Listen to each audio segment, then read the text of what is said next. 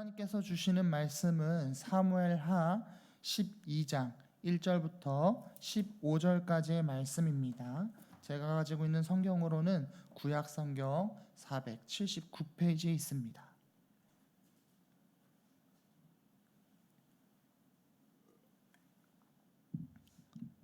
사무엘하 12장 1절부터 15절까지의 말씀을 읽어드리겠습니다.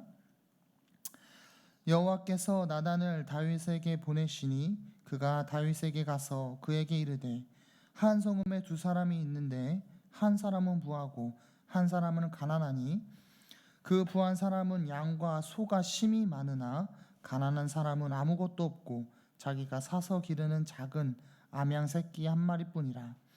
그 암양 새끼는 그와 그의 자식과 함께 자라며 그가 먹는 것을 먹으며 그의 잔으로 마시며 그의 품에 누움으로 그에게는 딸처럼 되었거늘 어떤 행인이 그 부자에게 오매 부자가 자기에게 온 행인을 위하여 자기의 양과 소를 아껴 잡지 아니하고 가난한 사람의 양 새끼를 빼앗아다가 자기에게 온 사람을 위하여 잡았나이다 하니 다윗이 그 사람으로 말미암아 노하여 나단에게 이르되 여호와의 살아계심을 두고 맹세하노니 이 일을 행한 그 사람은 마땅히 죽을 자라.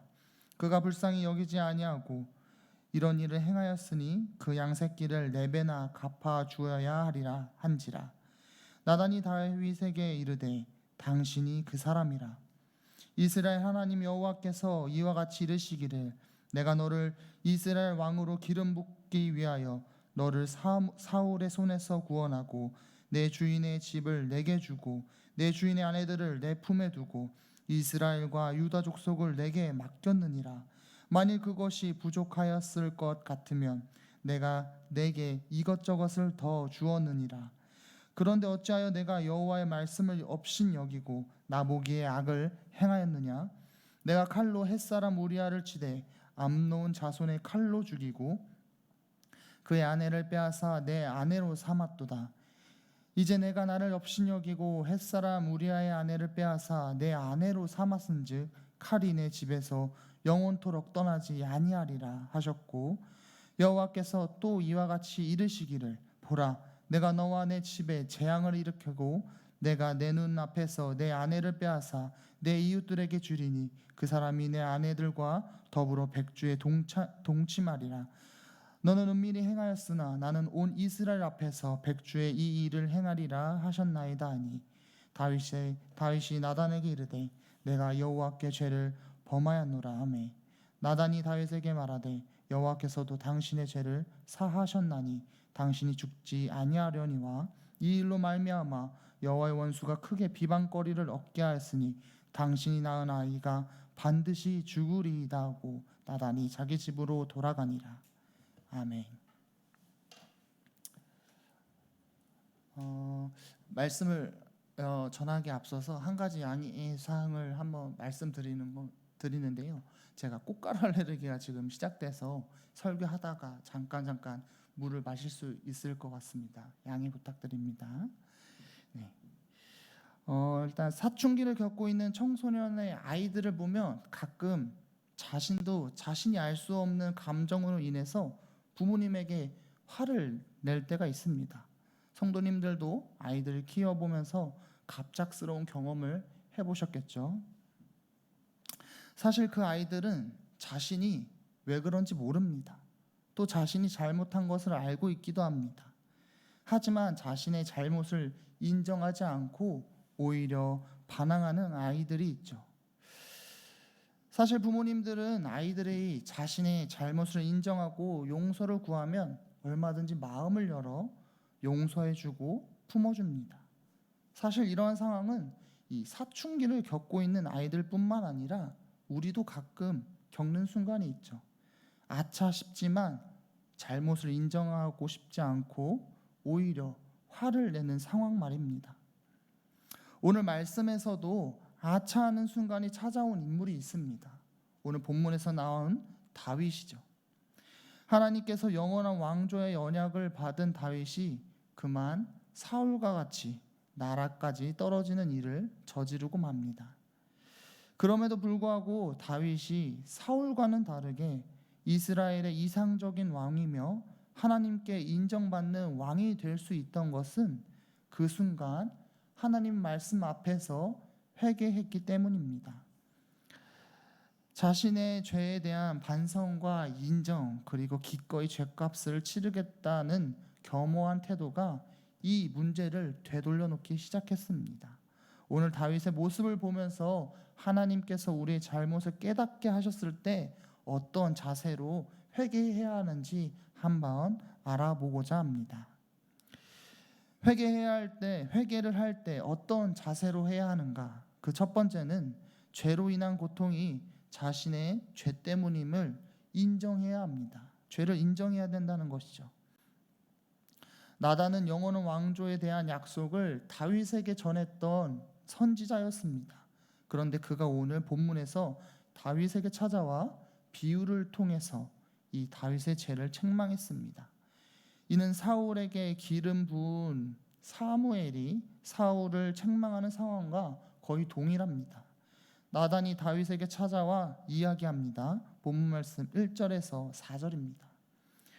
여호와께서 나단을 다윗에게 보내시니 그가 다윗에게 가서 이르되 한 성읍에 두 사람이 있는데 한 사람은 부하고 한 사람은 가난하니 그 부한 사람은 양과 소가 심히 많으나 가난한 사람은 아무것도 없고 자기가 사서 기르는 작은 암양 새끼 한 마리뿐이라. 그 암양 새끼는 그와 그 자식과 함께 자라며 그가 먹는 것을 먹으며 그의 잔으로 마시며 그의 품에 누움으로 그에게는 딸처럼 되었거늘 어떤 행인이 그 부자에게 오매 부자가 자기에게 온 행인을 위하여 자기의 양과 소를 아껴 잡지 아니하고 가난한 사람의 양 새끼를 빼앗아다가 자기에게 온 사람을 위하여 잡았나이다 하니. 성도님들은 이 나단의 이야기를 들었을 때 어떠하십니까? 부자가 가난한 사람에게서 딸과 같은 양을 빼앗아서 자신의 손님에게 대접했다고 합니다. 나단이 성도님들에게 이 이야기를 했다면 성도님들은 어떻게 반응하시겠습니까? 아마 가난한 사람을 불쌍히 여기고 또 부자에게는 분노하지 않겠습니까? 아마 모든 사람들이 동일한 반응을 보였겠죠. 다윗도 마찬가지였습니다. 본문에서 다윗이 어떻게 반응했다고 나와 있습니까? 5절과 6절입니다. 다윗이 그 사람으로 말미암아 노하여 나단에게 이르되 여호와의 살아계심을 두고 맹세하노니 이 일을 행한 그 사람은 마땅히 죽을 자라. 그가 불쌍히 여기지 아니하고 이런 일을 행하였으니 그 양새끼를 4배나 갚아 주어야 하리라 한지라.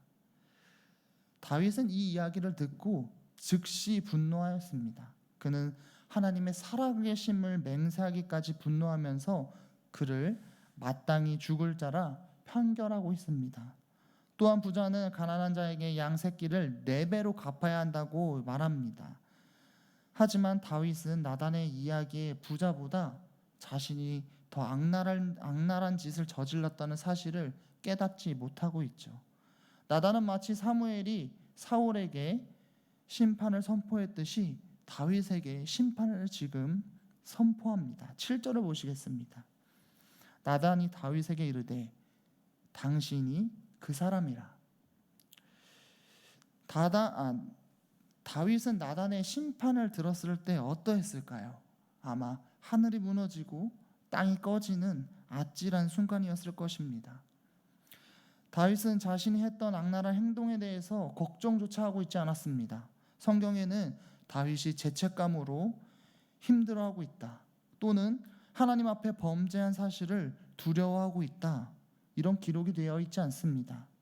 심지어 나단이 찾아왔을 때 자신의 잘못을 깨닫지 못했죠. 그렇게 얘기를 듣고 난 후에도 즉시 분노하며 부자를 죽어 마땅한 자라고 판결합니다.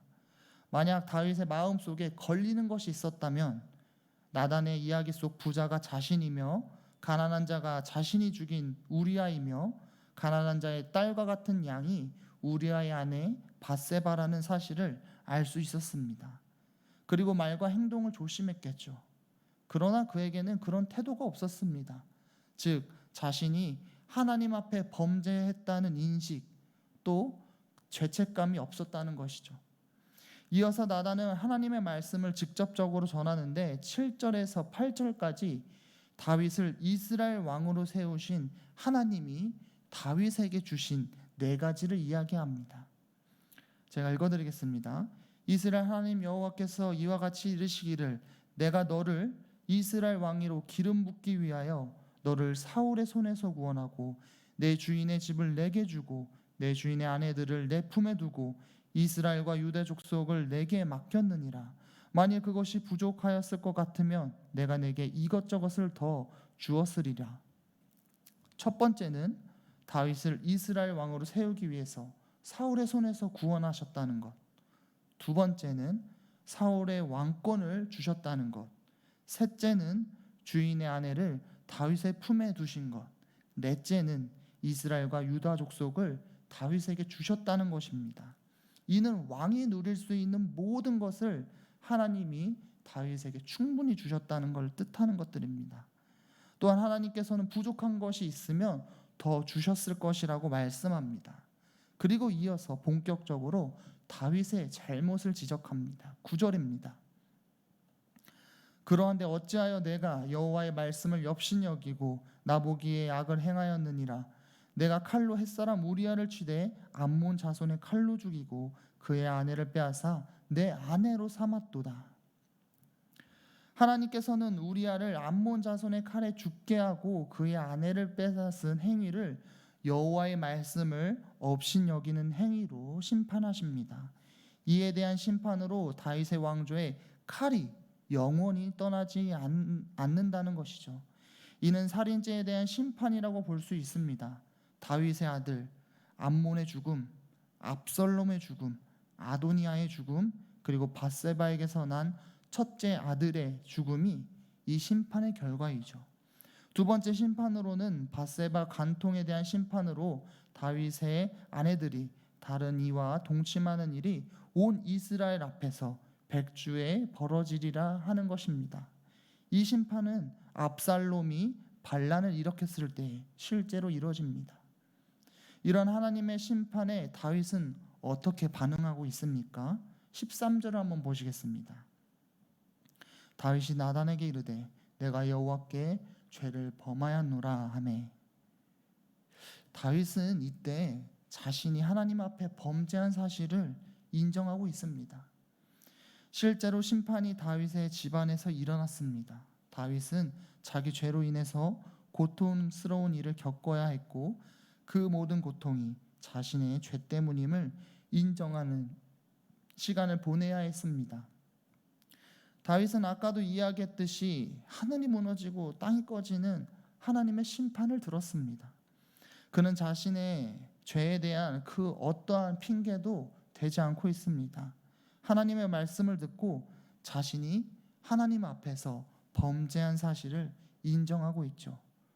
물론 다윗은 하나님 앞에 큰 죄를 지었지만 성서에서 하나님의 마음에 가장 합한 왕으로 평가받는 이유가 여기에 있습니다. 다윗은 하나님의 심판 앞에 진정으로 죄를 인정하는 사람이었다는 것이죠. 성도님들도 이 사실을 잘 기억하셔서 하나님께서 우리의 잘못을 알려주실 때에 그 즉시 인정하여 다시 하나님께로 돌아서길 바랍니다. 인간의 죄성은 완악해서 누군가 자신의 죄를 심판할 때 반성하기보다는 부정하기 쉽습니다. 죄를 부정하는 것이 나 자신을 보호하기 위한 행동이라고 생각하기 때문이죠. 그런데 하나님 앞에 나의 죄를 인정하고 고백하여 회개하고 다시 하나님께로 돌아서는 것이 가장 나 자신을 안전하게 보호할 수 있는 길임을 우리는 알아야 합니다. 다윗이 심판 앞에서 진정으로 죄를 인정할 수 있었던 이유는 그가 도피 생활을 하면서 하나님 안에 거하는 것이 가장 안전하다는 사실을 알게 되었기 때문입니다. 하나님 안에 거할 때, 하나님 안으로 들어갈 때 가장 빠른 길은 회개였습니다. 우리 성도님들도 다윗과 같이 이 사실을 꼭 기억하셔서 언제나 죄를 인정하고 회개하여 늘 하나님 안에 거하는 삶을 사시기를 바랍니다.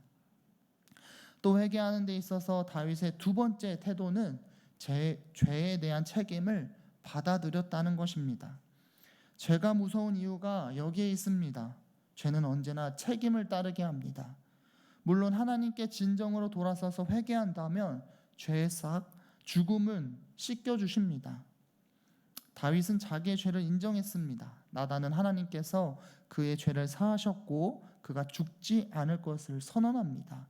13절 후반부입니다.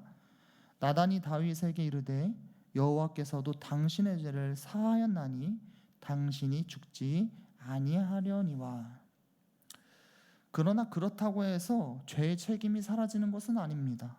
다윗은 죽지 않았지만 다윗의 아들들이 죽게 됩니다. 다윗은 나단이 들려주었던 부자와 가난한 자의 이야기에서 부자가 가난한 자에게 양 새끼를 4배로 갚아야 한다고 판결하였습니다.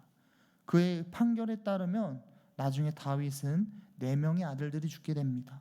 밧세바에게서 난 첫째 아들 암논, 압살롬, 아도니아가 이에 해당되죠. 하나님께서는 다윗의 죄를 사했음에도 불구하고 그 죄로 인한 고통을 겪지 않을 수는 없었습니다. 이것이 바로 죄의 속성입니다. 죄는 자꾸 커지고 그로 인해서 고통도 그에 따라 커집니다.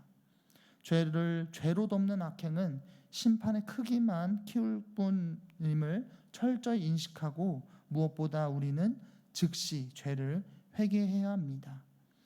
다윗과 사울의 차이점이 여기에 있습니다. 과거 사울이 하나님께 불순종하여 망령된 제사를 드림으로 하나님께로부터 왕위를 빼앗을 것을 예언받은 사건이 있었습니다. 사무엘상 13장 14절에서 15절을 제가 읽어드리겠습니다. 지금은 왕의 나라가 길지 못할 것이라 여호와께서 왕에게 명령하신 바를 왕이 지키지 아니하였으므로 여호와께서 그의 마음에 맞는 사람을 구하여 여호와께서 그를 그의 백성의 지도자로 삼으셨느니라 하고 사무엘이 일어나 길갈로 떠나 베냐민 기브아로 올라가니라. 사울이 자기와 함께한 백성의 수를 세어보니 600명 가량이라. 사무엘을 통해서 하나님의 말씀을 들은 사울의 반응이 어떠했습니까? 잘못을 인정하거나 회개를 했다거나 하나님의 말씀을 두려워했다는 기록이 없습니다. 그는 사무엘이 떠나자 자신과 전쟁을 함께할 군인의 수를 확인하고 있습니다. 이는 철저히 그가 전쟁 준비를 자기의 힘에 의지하고 싸우려고 했던 것이죠. 사울은 자신의 죄를 인정하지도 회개하지도 않았습니다. 오히려 완악하게 자신의 뜻대로 하려고 합니다. 하지만 다윗은 즉시 자신의 죄를 인정하죠. 죄가 커지기 전에 회개합니다. 물론 고통이 따르는 회복의 과정을 겪었지만 다윗은 결국 하나님과의 관계를 회복합니다. 사울은 왕위를 빼앗기고 하나님께 버림을 받게 되죠. 오늘 말씀을 통해서 우리는 사울과 다윗 두 명의 죄인의 모습을 보았습니다. 우리가 그를 통해서 알 수 있는 것은 힘들지만 하나님의 관계를 회복할 수 있는 길은 회개라는 것입니다. 인간은 모두 죄에서 자유로울 수가 없습니다. 그러나 죄에서 멀어질 수는 있죠. 그것이 바로 회개라는 하나님의 은혜입니다. 다윗은 회개하고 나서야 하나님과의 관계를 회복할 수 있었습니다. 하지만 그 여정은 너무나도 고통스럽고 험난한 것임을 그의 삶에서 볼 수 있죠. 우리가 회개하면 십자가의 대속의 은혜, 예수 그리스도의 보혈의 능력으로 죄를 용서받지만 죄가 낳는 고통을 피할 수는 없습니다. 그러므로 우리는 죄를 멀리해야 합니다. 또 죄가 커지기 전에 빨리 회개해야 합니다. 우리 수표교 성도님들은 오늘 말씀을 잘 기억하셔서 죄에 대한 경계를 게을리하지 마시고 언제나 하나님을 의지하여 기도함으로 죄를 멀리하시기 바랍니다. 또한 힘들고 고통스러운 과정을 겪게 되겠지만 하나님 앞에 죄를 인정하고 즉시 회개하여 하나님과의 관계를 회복하시길 바랍니다. 하나님은 공의의 하나님이자 사랑의 하나님이시기에 우리가 하나님께로 돌아선다면 언제나 사랑으로 품어주시고 죄의 책임을 다할 힘을 주실 것입니다. 우리 함께 기도하시겠습니다. 하나님, 오늘 다윗의 모습을 통해서 회개에 대해서 알게 하시니 감사합니다. 언제나 죄에 대하여 경계하고 죄를 멀리하는 우리가 되게 하시고 하나님 앞에 죄를 고백하고 회개하여 주님의 백성으로서 살아가게 하여 주시옵소서. 또한 죄를 용서하시는 하나님의 그 크신 사랑에 감사하고 죄에 대한 책임을 감당할 용기와 힘을 주실 것을 믿는 우리가 되게 하시고 우리의 죄에 대한 책임을 함께 슬퍼하시고 공감해 주시는 하나님을 믿으며 오늘도 회개함으로 주님 앞에 설 수 있는 우리 수표교회가 되게 하여 주시옵소서. 오늘도 하루의 시작을 하나님께 드리는 주님의 백성들이 있습니다. 오늘 하루 이들과 함께 해주셔서 주님께서 허락하신 그곳을 작은 하나님의 나라로 세워나갈 수 있도록 하여 주시옵소서. 예수님의 이름으로 기도드립니다. 아멘. 하늘에 계신